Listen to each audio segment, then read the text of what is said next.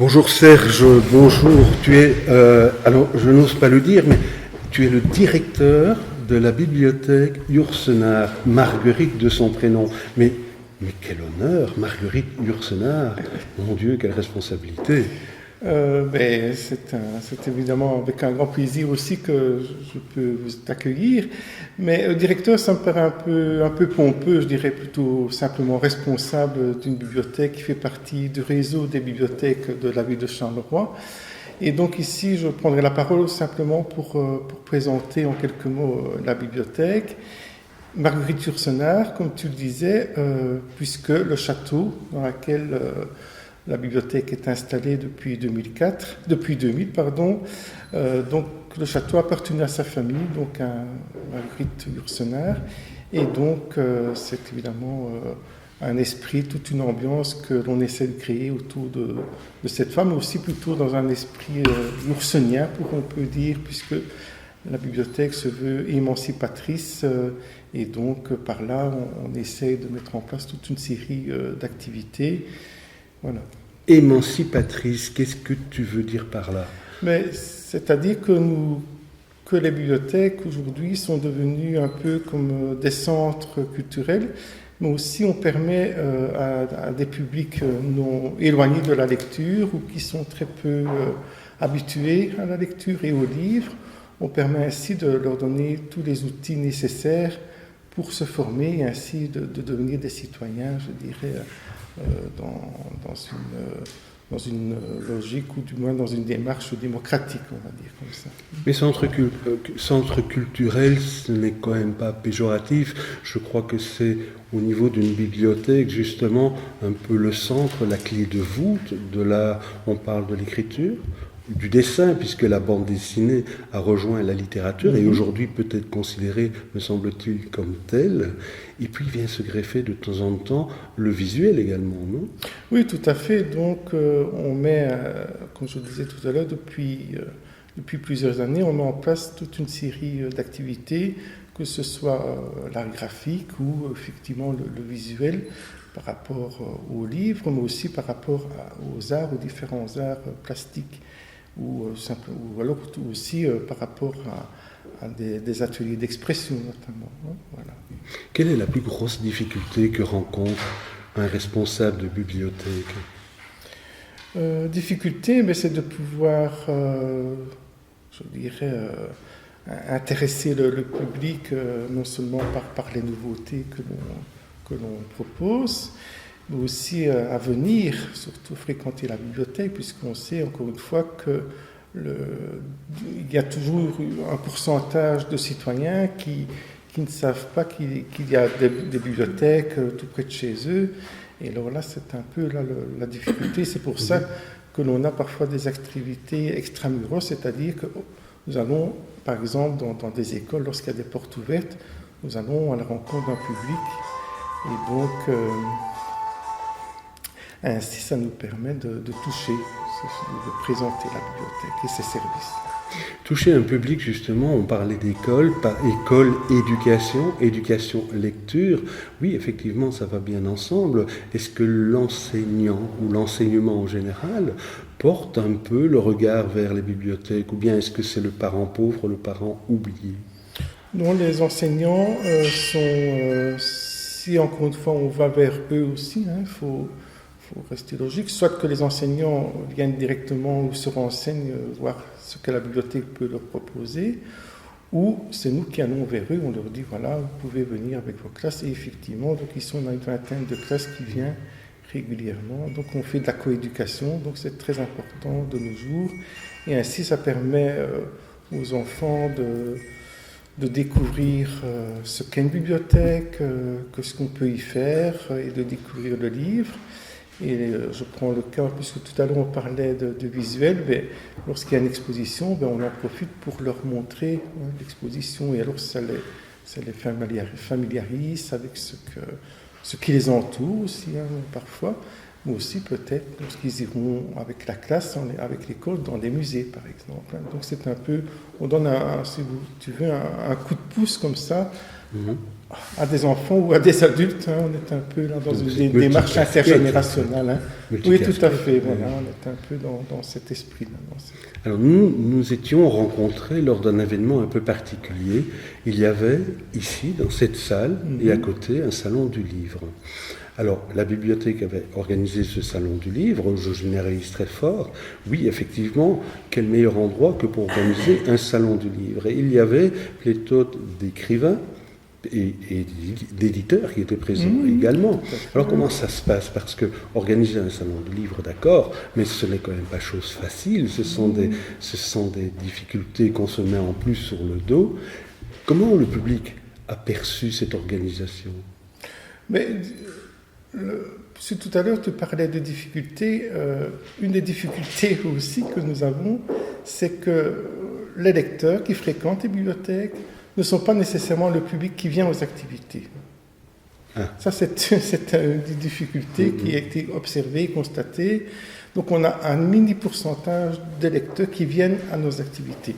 Bon, à part ça, effectivement, la difficulté est d'organiser un salon. Heureusement que nous avons des auteurs de la région qui supportent et qui aident aussi à contribuer au succès de ce salon. Voilà. C'est vrai que dans la région, ils sont particulièrement actifs. On parle de littérature, puisque c'est le but de l'émission, bien entendu, mais il y a également la musique. On va saluer, il n'est pas présent aujourd'hui, mais Eric Bettens, par exemple, qui habite ici tout près, qui est un type qui est reconnu de manière internationale, et bien d'autres. Donc on salue cette région qui est un microcosme artistique. D'ailleurs, un peu plus loin, il y a la ville de Charleroi, on est tout près de Charleroi, qui est en train justement de renaître de ses cendres. Oui, tout à fait. Donc effectivement, la culture a pris de plus en plus de place, puisque quand on voit dans Charleroi, il y a plusieurs théâtres, il y a le centre culturel, il y a le palais des beaux-arts. Voilà, donc il y a vraiment beaucoup de structures, d'institutions qui sont là en place. Donc il y a le centre-ville, bien sûr, et tout ce qui est en périphérie a toute son importance, puisque nous avons ici notamment, tu parlais de musique, nous avons le Rockrill qui organise régulièrement des activités musicales, bien sûr, mais aussi des expos. Ici, à l'église, il y a un concert chaque année aussi. Donc il y a vraiment tout, selon les communes, évidemment. Voilà, par exemple, dans le cas Marchiennes, c'est effectivement une des communes où il y a eu beaucoup de choses, c'est très grand, il y a l'Académie de musique qui a toute son importance, et voilà, donc tout ça se perpétue, le château, donc tout ça fait qu'il y a évidemment la tradition culturelle ou des traditions culturelles qui continuent. Le château, nous sommes au cœur d'un château, est-ce qu'il y a des fantômes? Jusqu'à présent, je n'en ai pas encore vu. J'en ai déjà croisé un ou deux. Dans les caves. Dans les caves, oui. Donc on revient un peu à la bibliothèque qui a un rôle de prêt, de location de livres à une population, ou bien à des gens qui ne veulent pas acheter tous les bouquins, parce qu'il y a de plus en plus de livres qui sortent chaque jour. Comme tu l'as souligné, ce n'est pas nécessairement la même population qui vient assister aux activités ou voir les expositions.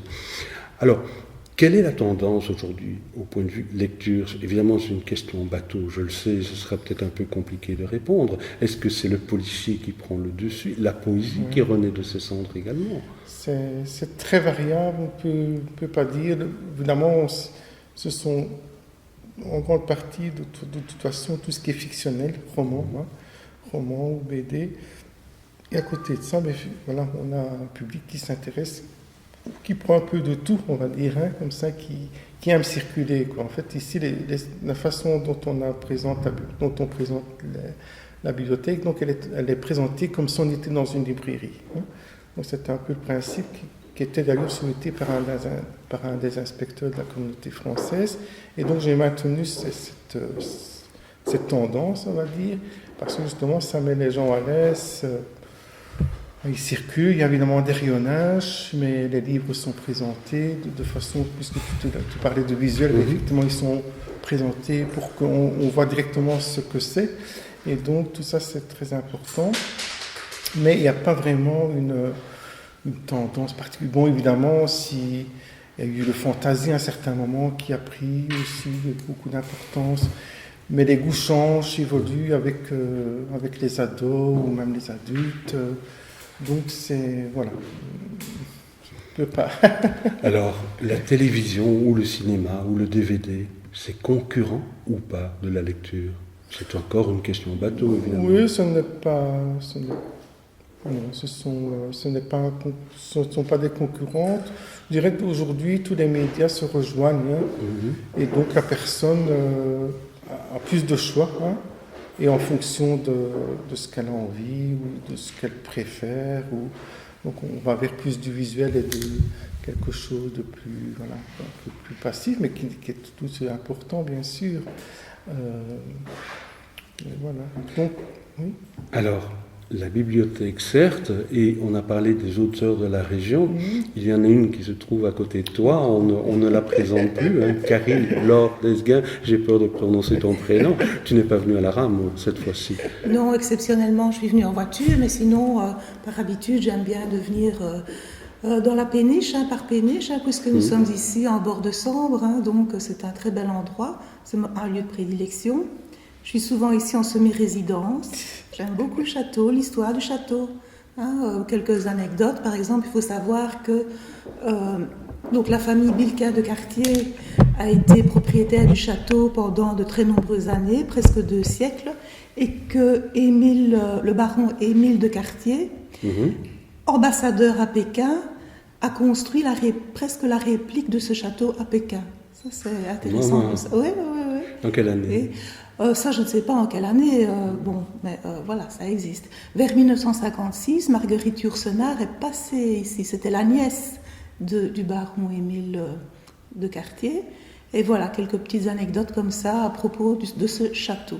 Tu te rends compte qu'on est peut-être assis à la place de cette chère Marguerite. Quel honneur et quelle plume. Oui, aussi, oui, bien sûr. Oui. Et ce n'est pas une lecture aussi compliquée qu'on puisse le croire. C'est une superbe écriture et on comprend ô combien les raisons d'être accueillis à l'Académie française. Elle a parlé dans un de ses ouvrages, c'est dans Pieux Souvenirs, je crois, Serge, elle a parlé du château ici, en fait, aussi. Alors toi, tu écris dans tous les sens, on a eu l'opportunité déjà... Surtout dans les sens interdits. Oui, dans les sens interdits, bon, ça laisse une ouverture à n'importe quelle pensée, bonne ou mauvaise, mais tu écris énormément de poésie, on le sait, on t'avait accueilli lors d'une des premières émissions. Oui, c'est ça, je ne sais pas vivre sans écrire de poésie. Voilà. Alors, le romanesque aussi que tu termines. Oui, donc en fait, je viens de mettre un point final à un roman. C'est un roman noir, ça c'est du noir de noir. Dans le Pays Noir. Oui, dans le Pays Noir, ça se passe à Charleroi. C'est une espèce de road movie dans la ville. Et donc voilà, le point final est mis et je suis à la recherche d'un éditeur. Dans quelque temps, je cherche un éditeur et voilà. Voilà, alors là je lance un appel à mes copains de Mazamet, on cherche un éditeur ou une éditrice pour un écrivain de grande qualité, ça je peux en témoigner, qui a une personnalité, une sacrée plume. Mais pas que, on a parlé tout à l'heure au micro de théâtre. Oui, parce que J'aime beaucoup le théâtre. J'ai écrit plusieurs textes théâtraux. Notamment, j'avais mon premier roman, Rue Baraka.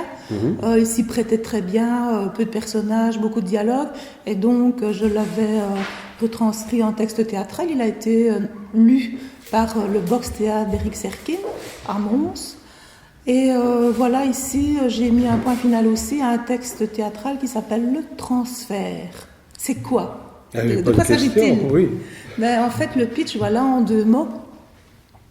Ça s'inscrit plutôt dans le genre absurde, voire kafkaïen. J'adore quand elle dit le pitch. Le pitch. Kafkaïen. Voilà. Revenons au sujet. Oui, voilà. Arrête de te moquer de moi, Philippe, s'il te plaît, merci.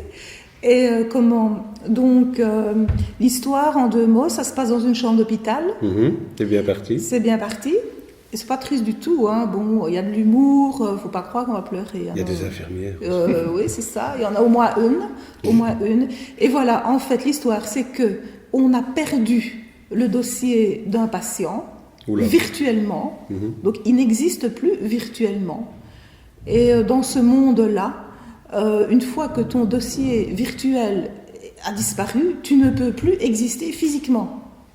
Je te sens venir. Tu me sens venir. Et donc voilà, c'est toute l'histoire. Et voilà. Donc, on ne va pas dévoiler la fin. Il y a un médecin, il y a une infirmière, il y a un clown. Parce que dans les hôpitaux, il y a des clowns aussi. Hein. Tout à fait. Il y a des clowns. Et il y a un clown. Le clown, il a sa petite importance et il y a 1 ou 2 patients, voilà, qui doivent absolument disparaître. Donc, et comment prendre la température à quelqu'un qui n'existe pas ? C'est pas possible.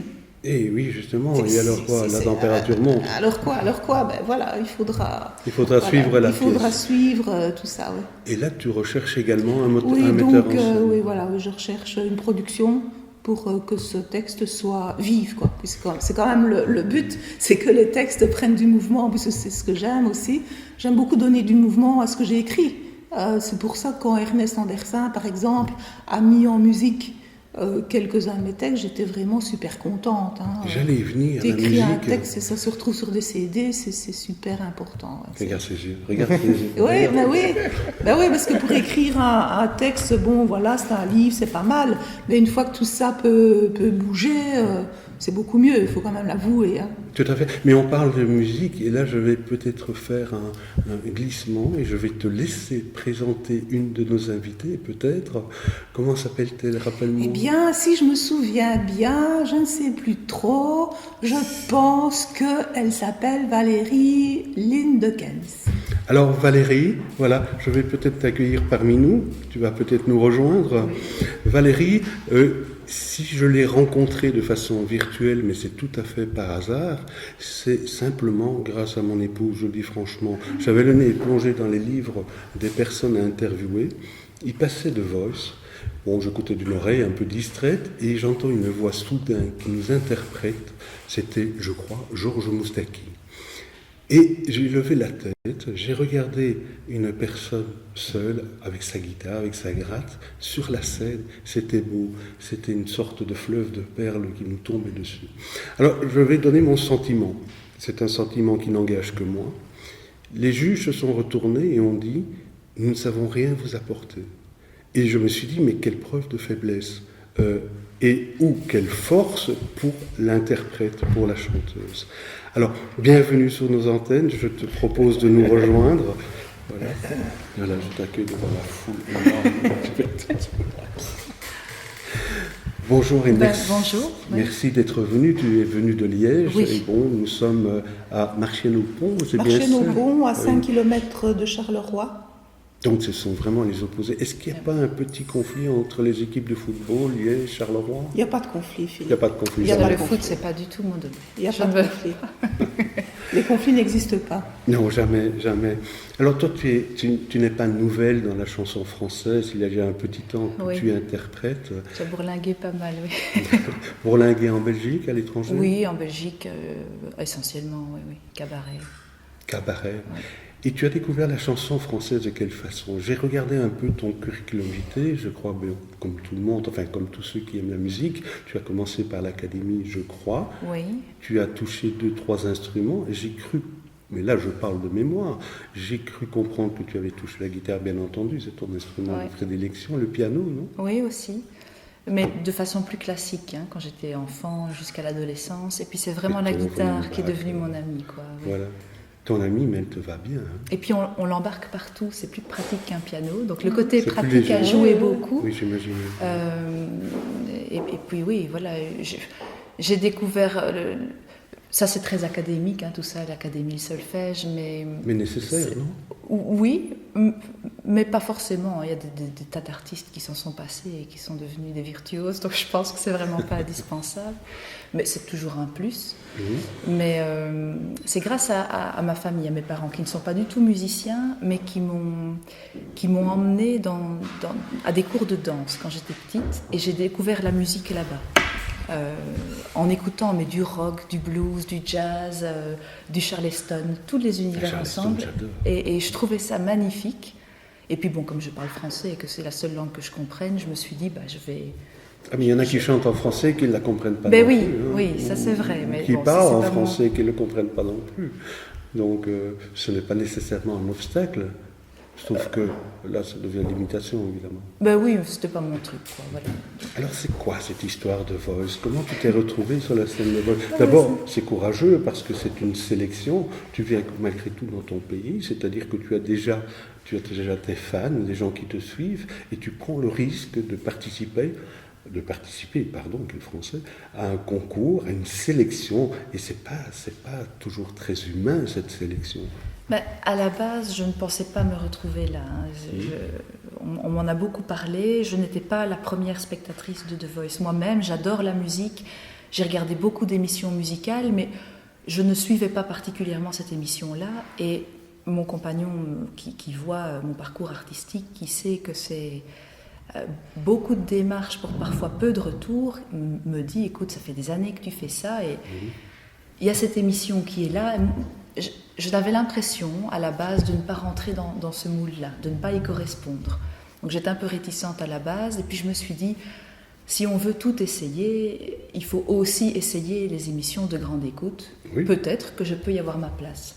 Et la condition, pour moi, c'était d'y aller avec mon style et mon univers. Je sais très bien que c'est une émission où peut-être l'anglais passe mieux, ou peut-être qu'un certain style musical donnera plus de chance qu'un autre, mais j'avais peur d'arriver là-bas avec une image de moi qui allait être trompeuse. Donc je me suis dit, je tente, mais je reste moi-même. Donc ça plaira ou pas.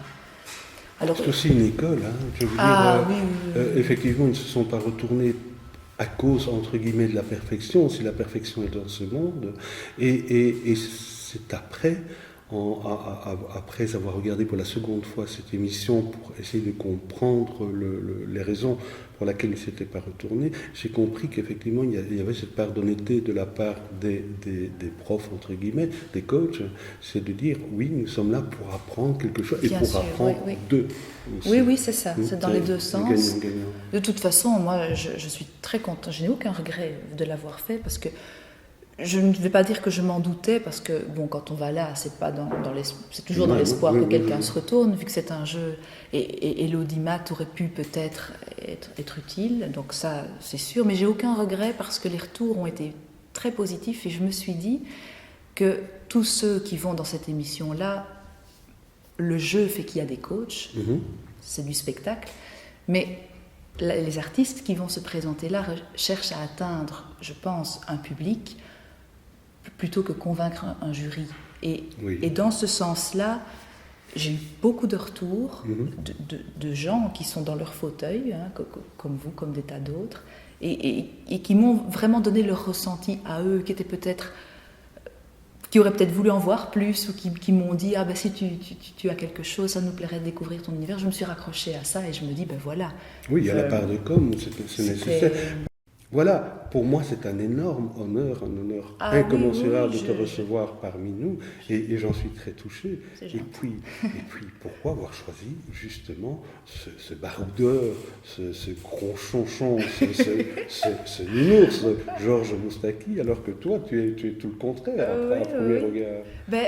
Au premier regard, mais quand on y cherche bien, c'est parce qu'on ne se connaît pas, pas assez encore, mais c'est une chanson que je connais depuis longtemps, que j'aime beaucoup, mais que j'ai chantée il y a plus ou moins un an. J'ai participé à un spectacle magnifique qui s'appelle Rue du Rêve, auquel j'ai participé, je crois que c'était au Centre culturel de Remicourt. Et c'est un monsieur qui est éducateur à la base et qui travaille avec des personnes atteintes d'un handicap mental et qui a fait tout un... On le salue. Il s'appelle... C'est Marc, mais je ne sais plus son nom. Alors, Marc, je ne sais plus son nom. Moi, on te salue. On salue Marc. Voilà, mais on salue si je Marc. retrouve son nom, Oui. je le dirai. Et puis je salue également sa profession, parce que c'est une profession qui n'est pas simple, Pas du qui tout. demande une ouverture de cœur, mais énorme. Et ça, c'est chouette, ça fait du bien dans le monde dans lequel on vit. En tout cas, moi, j'ai assisté forcément au spectacle. Et il m'a demandé d'intervenir avec un fil conducteur qui était Serge Reggiani. Et donc, tous les acteurs mimaient des chansons de Reggiani en les mettant en scène. Et moi, j'intervenais avec quelques-unes de mes compositions. Et il m'a dit, écoute, est-ce que tu veux bien choisir... Il m'a envoyé plusieurs chansons. Il m'a dit, est-ce qu'il y en a une que tu voudrais interpréter? J'ai choisi Ma Liberté, qui a été écrite et composée par Moustaki.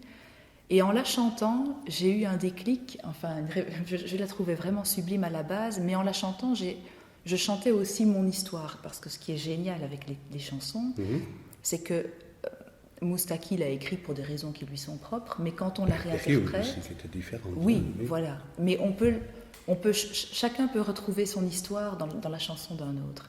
Et Ma Liberté... à The Voice, ça me paraissait évident parce que c'était ma liberté de chanter que je chantais. Chapeau, parce que... parce que dans Ma Liberté, il raconte le plaisir de la liberté, mais aussi toutes les concessions qui vont avec. C'est un choix. Être libre n'est pas forcément une chose facile. Et la liberté artistique, la liberté de chanter, c'est ce que je vis aussi. Alors voilà, elle me collait bien, j'ai voulu raconter cette histoire-là, mon histoire à travers la sienne. Eh bien, on la salue. Alors, l'artiste, évidemment, choisir ce métier d'artiste, ce n'est pas choisir la facilité. Puisque tu viens de parler de facilité, je rebondis bien entendu. Choisir le métier d'artiste, c'est-à-dire, comme aujourd'hui par exemple, on est gentiment accueillis dans un endroit formidable, que l'on connaît beaucoup, enfin ils sont accueillants, et il n'y a personne qui est présent, mais peu importe, ils seront présents derrière le poste. Alors, qu'est-ce que tu aurais envie de poser comme question, chère Karine? Valérie, comme question, par exemple, tu écris tes textes et tu composes la musique aussi. Et comment est-ce que tu procèdes en fait? D'abord, est-ce que tu écris un texte ou est-ce que tu fais la musique ou est-ce que tu fais tout en même temps? Parce que... Comme une mayonnaise, le tout ensemble. Le tout ensemble. Le tout ensemble. Okay. Il y a un sujet qui va me... Mais par exemple, des journées comme aujourd'hui, parfois c'est génial parce qu'on va observer les autres. Et quand on observe les autres, il y a parfois une magie. La personne ne s'en rend pas compte, mais c'est parfois incroyable. Et alors, je prends la guitare et l'un ne va pas sans l'autre. Je ne saurais pas écrire un texte sans musique. C'est ça, voilà. C'est intéressant de savoir parce que quand on écoute d'autres artistes, ils procèdent différemment. Et moi, ça m'intéresse toujours de savoir comment est-ce qu'ils créent. Chacun a son petit... Voilà, c'est ça. Chacun sa petite popote. Oui, c'est ça. Et alors, qu'est-ce que j'allais dire? Tu as déjà sorti des CD ou comment ça se passe pour toi à ce niveau-là? Justement, là, j'arrive à l'aboutissement de quelque chose et c'est chouette. Pendant longtemps, ça fait des années que je joue dans des cabarets, des hôtels, des théâtres, des cafés-théâtres, toutes sortes d'endroits, des petits lieux. Et j'étais fascinée par ces histoires qu'on voit dans des films ou dans des biographies. À une époque qui est peut-être un peu plus révolue maintenant, il y avait encore des gens dans le fond de la salle qui étaient là, qui pouvaient vous repérer et qui disaient « Ah, je vais miser sur toi ». Il y avait c'était un peu des joueurs de cartes, des gens qui prenaient des risques et qui pouvaient investir sur quelqu'un. Et je rêvais de ça. Et je me dis, je vais jouer partout, jusqu'à ce que ce moment arrive. Et voilà, ce moment n'arrivait pas. Et je me suis dit, mais tu peux prendre ta vie en main, tu peux faire les choses toi-même. Oui, aujourd'hui, c'est différent. C'est du temps, de l'énergie, c'est vraiment un investissement global. Il fallait rencontrer les bonnes personnes, je ne les connaissais pas à l'époque. Et en rencontrant des musiciens, c'est un musicien qui travaille avec moi depuis déjà des années, qui m'a dit, écoute, je connais un monsieur qui fait des arrangements musicaux, qui est vraiment terrible. Donc je l'ai contacté, je lui ai fait écouter mes musiques guitare-voix, il y a presque 2 ans de ça. Et donc ensemble, on a travaillé sur 5 titres pour faire, voilà, j'ai fait en autoproduction, un album 5 titres, qui est vraiment... je ne parle pas ici d'un album dans le sens, ça y est, on va aller vendre ça partout. Non, mais voilà. C'est vraiment un projet avec lequel je vais commencer à démarcher. Ouais, parce c'est que ton premier objet, on va dire. c'est mon premier objet, Oui, c'est ça. voilà. Mais également un objet de promotion. C'est ça. Parce que Oui. tant que tu n'as oui. pas de support, c'est beaucoup plus difficile. C'est ça, oui. Et aussi parce que je joue seule avec ma guitare de plus en plus, parce que parfois pour des raisons de budget, même 2 musiciens, ça devient toute une impayable. épreuve. Alors on m'a souvent dit qu'on me comparait à Linda Lemay. Alors je l'adore, j'étais la voir en concert il y a même pas 1 an de ça, je pleurais en sortant du spectacle. J'adore ce qu'elle fait, mais je me suis dit, elle le fait déjà. Et à la base, je n'avais pas l'envie de faire un CD guitare-voix. J'avais des idées d'arrangement, mais étant limitée par l'instrument, je ne pouvais pas le reproduire. Et je me disais, c'est dommage qu'on se dise que je fais quelque chose uniquement guitare-voix. Il y a des chansons que j'avais d'autres idées. Je me suis dit, c'est l'occasion, voilà, de reproduire ce que j'ai vraiment en tête sur un CD. Et à partir de là, alors contacter les radios. C'est le chemin qui commence. Contacter les radios, oui, c'est tout un travail. Voilà. Mais la porte est ouverte, je veux dire, non seulement pour nos émissions, bien entendu, mais également pour contacter nos confrères, parce que leur donner un petit coup de pied au cul, ça leur fait du bien aussi. Voilà, mais quand il sera prêt, Oui, voilà, je vous oui. recontacte. Et tu seras la bienvenue également pour en parler et puis pouvoir Oui. surtout le diffuser, c'est important. Pour QTV aussi.